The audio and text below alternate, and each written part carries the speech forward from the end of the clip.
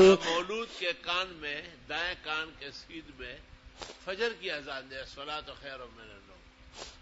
اور طریقہ یہ ہے کہ بچے کو ٹانگیں اس کے قبلے کی طرف کی جائے اور سر تھوڑا سا اٹھایا جائے، اور یہاں مؤذن کھڑا ہو جائے اور باقاعدہ کانوں کو کے اندر انگلیاں ٹھون سے اللہ اکبر اللہ اکبر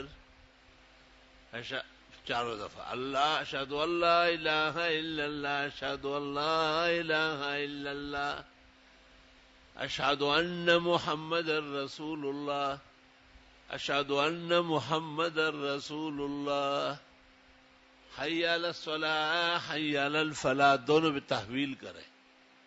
الصلاۃ خیر من النوم الصلاۃ خیر من النوم. اذان ختم کرے، پھر دوسرے کان کے سیدھ میں اقامت کہے قد قامت الصلاۃ قد قامت الصلاۃ کے ساتھ. فتاوی ہندیہ. چلو